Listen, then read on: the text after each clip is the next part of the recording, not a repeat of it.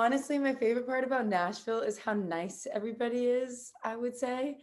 I feel like the people here are just really, it's all about community here. Coming from Minnesota, I'm sure you'll know, like people were really nice, but very like passive and kind of keep you at arm's length, Here in Nashville, it's kind of just like everyone's moving up the ladder together, and we're kind of reaching down and helping people up along the way. When I came out here, it was like, oh, people are like actively kind, actively nice. I've only met maybe one or two people that are actually Nashville natives. Everybody else is a transplant, which is kind of cool. You can meet a lot of different people from a lot of different places. It's one of the only cities in the world that I can do what I do for a living. There was bands and stuff back home, but like the amount of people that you can actually work with and like try to work with. You can get by in other cities, and I did for a while in Minneapolis, but it's just a lot of doing everything and playing at church and teaching lessons and playing wedding bands and playing just literally everything that you can find. I was serving tables when I first moved here, and I was able to like serve tables, get off work, and then go downtown and try to sit in, for 4 hours until 2 a.m. Like there's nowhere else I could really have that full opportunity to try as much stuff as I possibly could. My favorite part is that there are just so many incredibly talented people to collaborate with. And even though I might be a little more inspired living by the beach or in the woods or something like that, I would miss the creative partnerships I have with a lot of my friends here.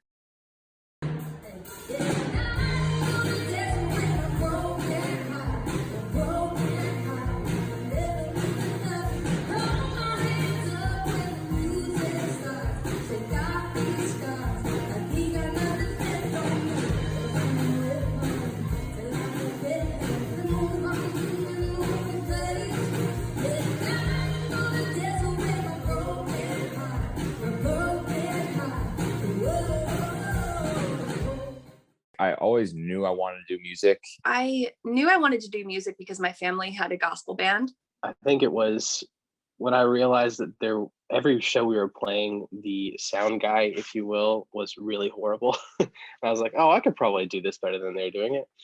So, which sounds really cocky, but it really wasn't like that. I love doing it, but I really, really wanted to get better at doing that. Just playing shows, because I had horrible stage fright, and it was less of this feels perfect, I really want to do this. It was the one thing that I really wanted to get better at. Taylor Swift put out Speak Now, and I remember being like, she wrote these on her own? And I was like, that's the coolest thing I've ever heard. I was like, I didn't know that I could just write stories and sing them. So then I became obsessed, and then I found out about Belmont University, and then the rest is history. I was 11 when my mom took me to see Vince Gill at the Ingham County Fair.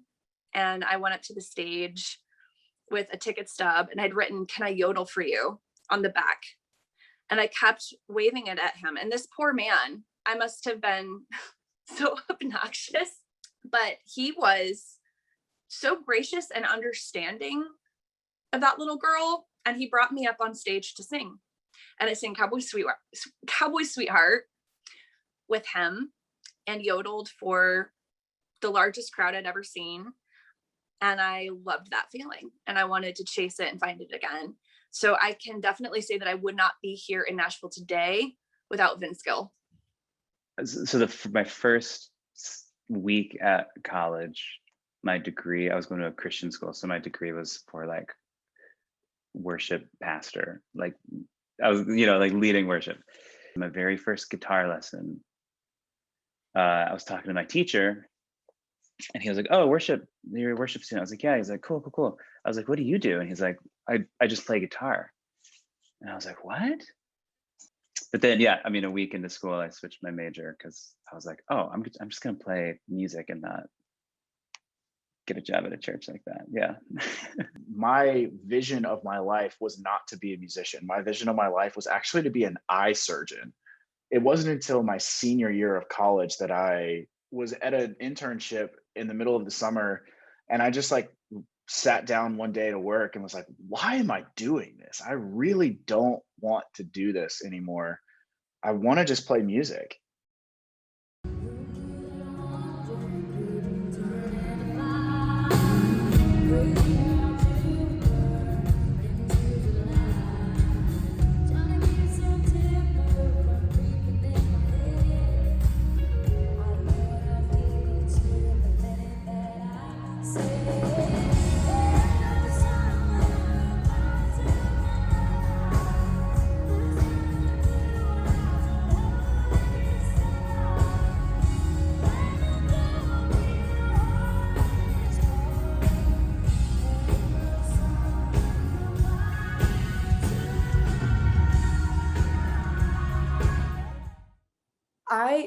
Equally as much as the music, if not sometimes more for me, I love the project aspect of releasing music. Like I love the visuals, and I love kind of like curating my page on Instagram to look like a certain way before a song comes out. I love kind of the interacting and like trying to shift your whole mood to kind of fit what the song's going to sound like, and the planning that goes behind all of it is something that like I could do that all day every day. I just love that whole aspect of like you can make people fall into this story that you personally experience, and you can like curate it in a way that people can like digest it kind of, and then they can take it and make it their own. And I just think that that's so cool. Hanging with like my best friends on the road for like 641 is my other main band, and that's been just us like 5 guys that are just friends, and just kind of traveling a country together has been super fun. Like when we were out in California,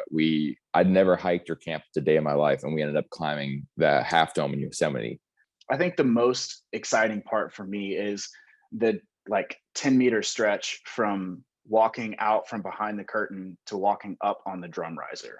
Because as I step up on that last step to get on stage, it doesn't matter what is going on. It doesn't matter if I am, distraught, if I am happy, if I am just completely occupied by something else. On those last 2 steps up the riser, everything just melts away. And then I sit down and I'm just in this flow state for the next 60 minutes, 30 minutes, 45 minutes, whatever the show length is. And it all just disappears. And it's the most fun thing every single time. And I wish that I could give that experience to other people. Just the connection between an artist and their fans during a show is really special. To be able to witness that from my position, where I'm not in either of those roles, so I can kind of just witness it as an outside party. That to me is probably the best part, just seeing that connection. I just love being on stage, connecting with people and sharing stories, hearing their stories after the show. For me, being in the music business is all about people and forming that genuine connection with them. I love hopefully using my platform to help people and to show them that we're all really similar. It's called Sonder. We're all living a deeply complex and difficult and painful and exciting and beautiful existence.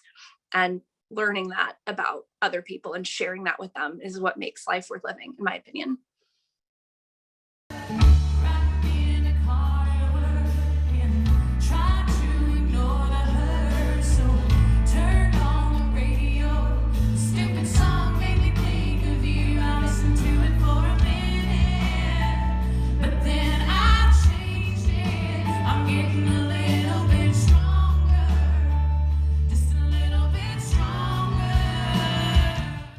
Right now, it's probably the income aspect of it, I would say. Thank God my parents helped me out a lot with like helping me, purchase my master's. Like we go 50-50. Like, thank God I have that. But like some people don't even have that, and they can't even be in music anymore because they can't afford it, because they have to work 2 jobs to try and pay off like $1,000 master. And it's just so whack. I'm like, I don't have a better word, more elegant word, but it's whack, because I could be making money off music sales, but then they're streaming, which is also a good thing though, because it gets put in more people's faces. But at the end of the day, it's like I had a song a couple years ago hit 1 million streams, and I only got like $1,000. The amount of stuff that can go wrong will go wrong. Like I've had vehicles completely break down in the middle of the highway at 2 a.m. Sound guys show up and never know how to run sound, or just everything that can go wrong going wrong. And it goes wrong so often.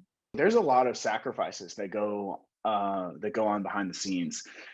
There's a lot of time away from people that you care about, and there's a lot of missed opportunities for like celebrations and things like people's birthdays, or I fortunately haven't had to deal with this yet, but I know a lot of my friends have missed like very important family events like weddings and funerals and stuff like that. My least favorite part of what I do is the pressure I put on myself. I think that starting a career in the music industry as a little kid was not the healthiest move. And I formed a lot of insecurities as a result. I definitely had this seed already planted in myself of insecurity. I mean, any kid that goes to middle school goes through that. But I worked with this woman who was my manager when I was a teenager. And after every show or meeting or social event we attended, she would tell me on the way home everything I did wrong, everything I said wrong, every move I made that she didn't think was the right decision. And it has always stayed with me. And now I do it to myself.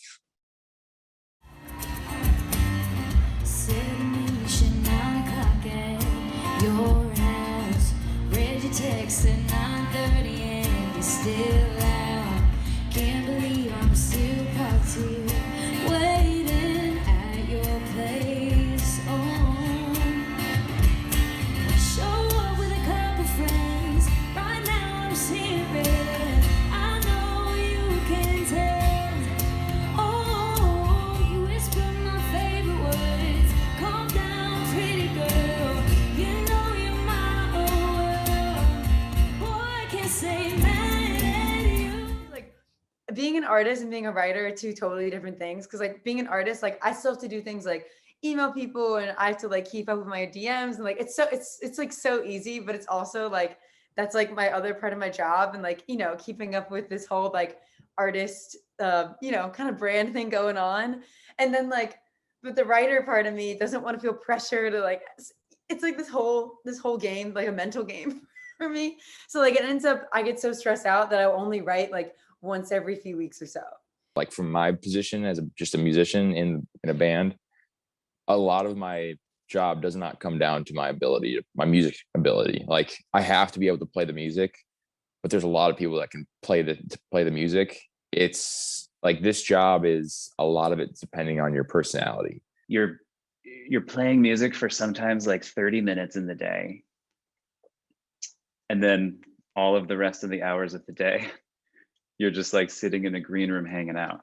So I would take someone who's far less good at their instrument if it means that they're not, you know, a dingus. You have to be better at just kind of being a person, being like a person that's easy to hang around versus being like the top musician in your league, which is kind of cool. Obviously, there's artists who have their players on like salary, and that's a different scenario. But for the most part, like anything I do, it's kind of like you're getting hired and fired like every time you play a show or every time you play a session, because it's just, you never know if you're going to have another show with that artist again, or if that artist even has any more shows booked. A lot of artists are socially awkward and kind of introverted people.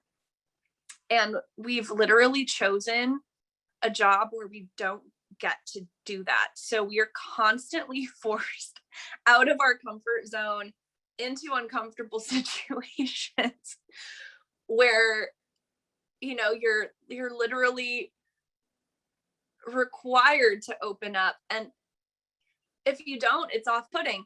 You kind of have to play a character to make it happen. Because if you don't separate yourself from who you are as an artist, that internet hate is going to hurt a lot more.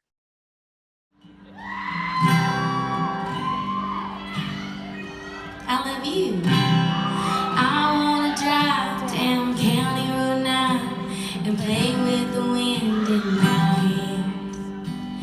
Pull to the side to some old country dive with a local washed up cover band.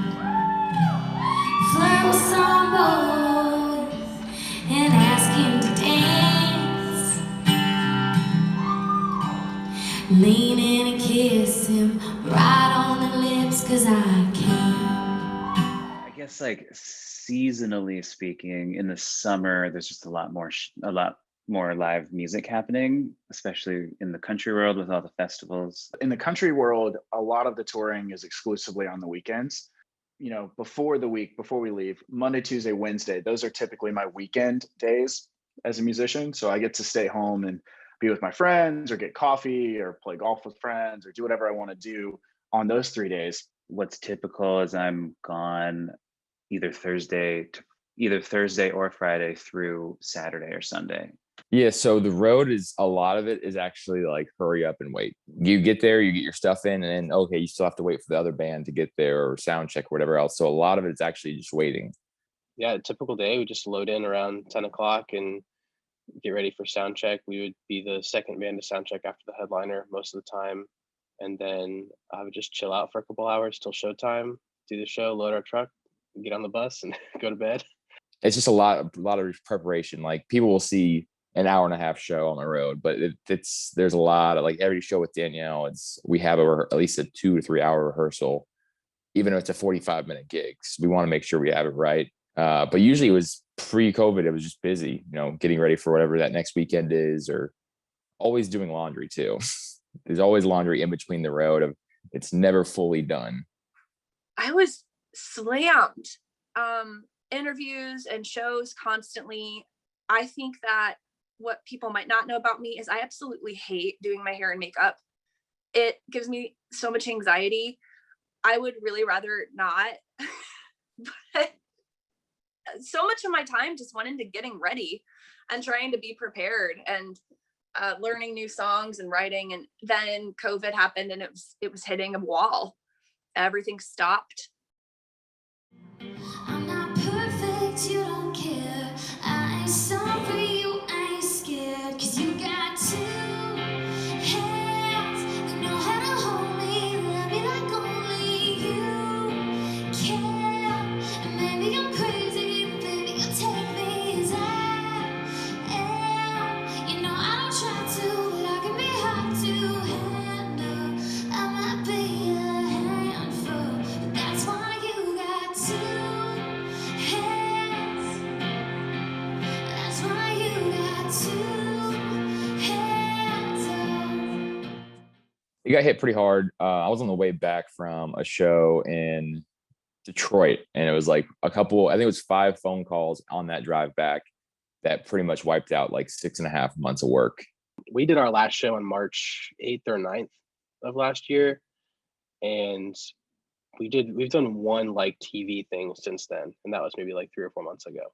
All of a sudden, like 10 minutes before the show, we were told it was going to be the last one. And then we drove home from Chicago overnight. And I've been here ever since, basically. I had to get a day job. I mean, I had to get a part-time job, which I hadn't had to do in a while. I worked for UPS, and then I, drove Lyft, sold plasma just to kind of scoot on by. I've had to like kind of figure out like how to live again. It's like I had no hobbies, no interests, no like things I did for fun, because this was my entire life was touring. And I was okay with that because I love doing it. I really lucked out because in COVID, my boyfriend produces some of my music. So I've been like quarantined with him all of COVID, and he produces, like, we do writes all the time together. So nothing really changed, I guess, other than I don't play shows. For me, I've kind of done a little bit more of an industry change rather than just pivoting to studio work. Before COVID stuff, I was doing a little bit of work. I worked for this nonprofit called Notes for Notes, which is a music education nonprofit for youth that are under the age of 18 in the United States. But I am actually a full-time staff member with them now. I had COVID in November, and my band, Church of Roswell, had a lot of really exciting promotional opportunities lined up for our single Rocketeer, and it all had to be canceled because of me getting sick. And that was so heartbreaking. We had a live stream with Amazon ready to go and really big opportunity with Apple Music, and it just didn't work out. What if I was made for you? You were made for me. What if this is it? What if it's meant to be? What if I ain't one of them fools? Just play some game.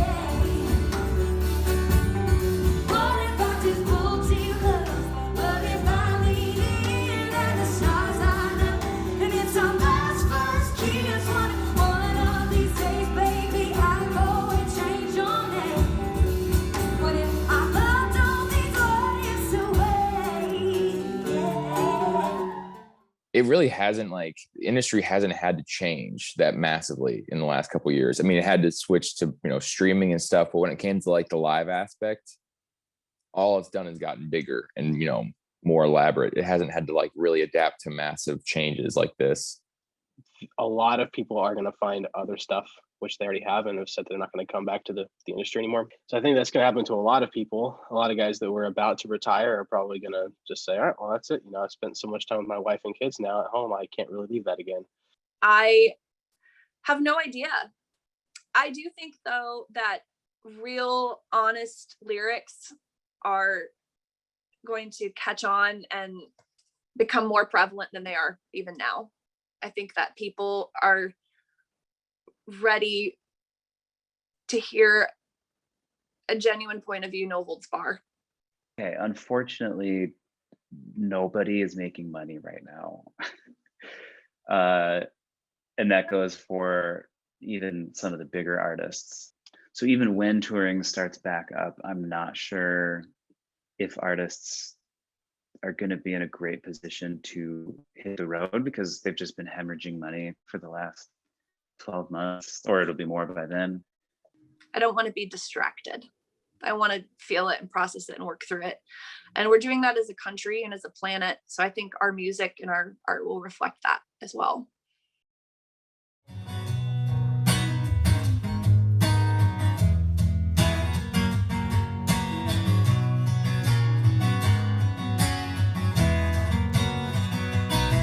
No need to give a bunch of lame half-ass excuses why this ain't love.